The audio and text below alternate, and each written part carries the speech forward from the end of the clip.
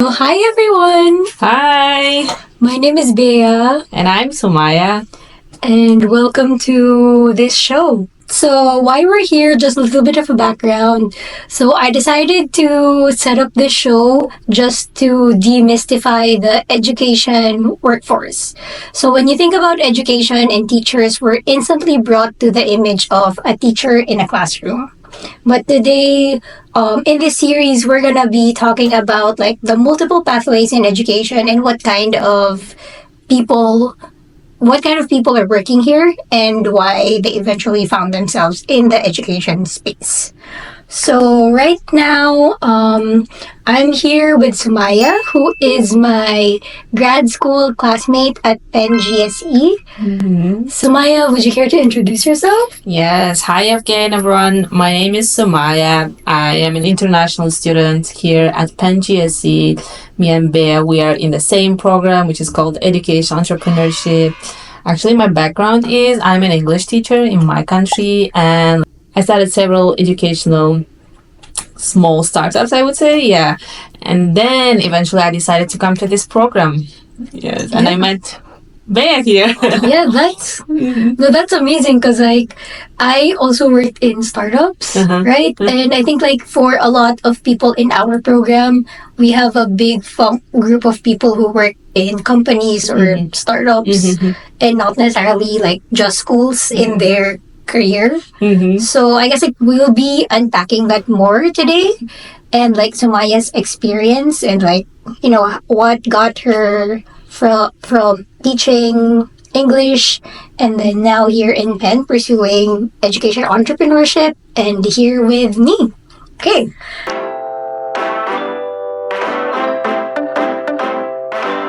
So this is like what's interesting really to me is that you are also an influencer. And I think like not a lot of people in education are influencers or think that that's actually a career path for people in education. So like, can you share a little bit more on how you got started in the social media influencer life? Yes, I actually started it before coming here, before this program last year. I just started like sharing what I have and what I know on my Instagram account. So I shared on my projects, what I'm doing. At that time, I was teaching kindergarten students. So I shared my experience working in kindergarten, shared like the teaching methods that I use. So yeah. And then when we moved to US, my topic of my content, like personal blog, changed. Right. Yeah, it was, and then it changed into like studying abroad. Because my audience's need changed also when I moved here. A new audience came, which was interested in my studies abroad, how I applied, how I got into like this program, or how I got my the governmental scholarship. Yeah. So people were interested in that, and then based on their feedback and like their asks, I somehow pivoted and adjusted my content based on that. Oh, okay. And now I am doing admissions, and I'm sharing tips about applying abroad. I'm sharing my own experience, the lifestyle here, how to be an international student here, and also helping other people like in terms of applying abroad. Right. Okay. Yeah. Are you looking to expand more your social media presence? Yes. So once I started focusing on the like specific narrow like type of audience, then my account started growing. So I would say so. Actually, the things that helped me to boost my follower number was the first thing was consistency. So I tried to be consistent. Yeah, now I'm a bit not, but at the beginning I tried to be consistent, like posting regularly. Like I hosted like live sessions. I tried to post everyday stories and then reels and post videos. And another thing was that I was authentic on my account. So I was very authentic with my audience. I shared my like failures, my success stories, like at the same time, not only like success stories, but also like the failure that I had, the problems, the challenge that I had. And the other thing was that it was all aligned with my values, like my personal values, which was all about helping people. Yeah. So it all started with helping people, sharing like with all the things that I know. And then people started to ask like, do you have any consultations? Like, do you like provide any mentorship? So then like based on the needs of my customers, my audience, I started like doing the consultations and the mentorship. So yeah, those things helped me to boost the number. Yeah. Yeah, I didn't know that, but I do love your content. Like, I am honestly one of like the biggest fans of Sumaya's content. So, well, specifically for me, what I like about it is like you also show your family there. It's very like it's a 360 view of your life, and what I guess like what really like attracts me about it is because like, you know, as educators, like for a very long time my idea of an educator was really like boring, you know, and very monotonous academic who lives in the library. Yes, exactly. So like when I see someone like you on social media who has like this fantastic life, like living abroad, studying, has a great family, and is very fashionable too. It's like it really is very inspiring to me, and I love like seeing more of it. So that's like why I love it. Thank you. Right. So like building on that, so I'm an aspiring, I guess I also want to do social media. I want to try it out. Do you have like any words of advice for me or other people who might want to try this out? Is there like a personality thing that you have to have? 'Cause I know I'm a little bit more on the shy side, so it, you know, took me a while to gather the courage to like put myself out there. I think the world would be a better place if people knew more about how to start. How to start, and also like the different pathways in education period.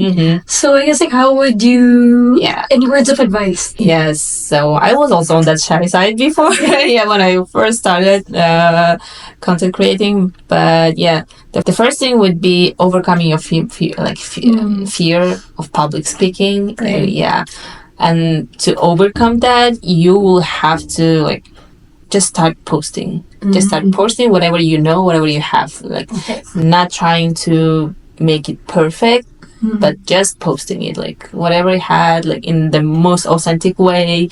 Just start posting and doing it regularly, so that you will first overcome the fear of like showing yourself to public, speaking public. And then you will try to improve the quality of your content. Right. So first just start and then focus on improving.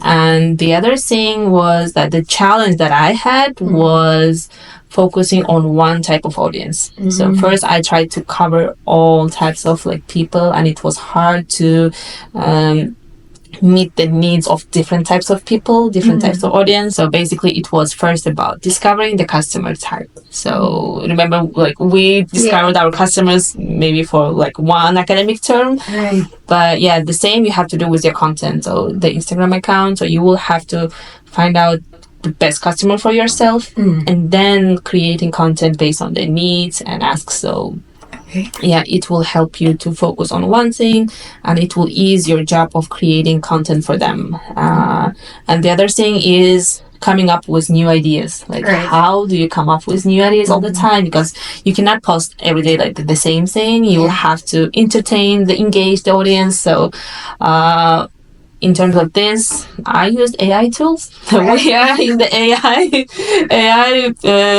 time, and you have to use AI tools for that. For example, I use ChatGPT and Gemini for content creation. So it's important to put the most suitable prompts there, like describe your content and what you do, and based on that it will create you like monthly content plans. You just follow them. They give like, if you give like very detailed instruct prompts, it will provide you very good quality content plans. That's so cool. So take advantage of that. So that would be the devices for the new ones who wants to start social media content creation. Just start. Yeah. Yes. I guess like this is what we're doing. Yeah, this is what we're doing. Thanks for starting with.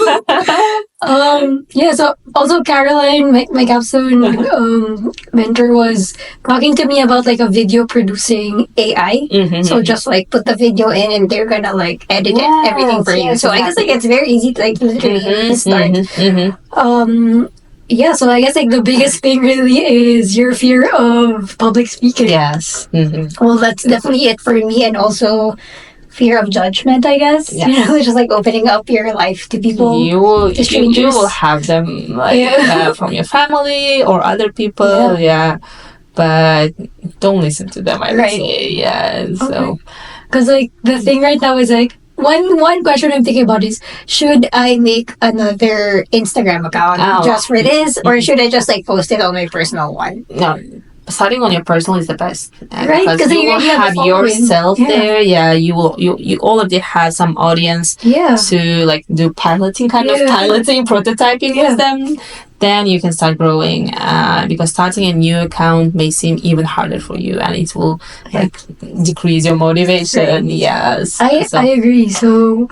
But it's hard. Yeah, just make it easy. Like, just go with the one that you have. Just start like sharing with what you know, what you have, and then like your customers will tell you what they want. Yeah, eventually they will like tell you. As in my case, they ask for consultations and mentorship, and then I pivoted. So I tried to focus more on that part. Yeah, but also I shared my personal stuff. But the focus was on like providing more information about the admissions process. Right. So so you will find out your customers' needs. Yeah. And then, based on their feedback, based on their interests, you will adjust your content. Okay, perfect. Yeah. I love that. So, well, at least for me as an entrepreneur and building my own personal brand, I'm now seeing how valuable having your brand online is, and just, you know, making content that's like attached to your brand and your personality. Yes. Because it's a way for you to like, I guess, stand out and make sure that you have a voice online, especially if like you're building a business or you want to be an entrepreneur, period.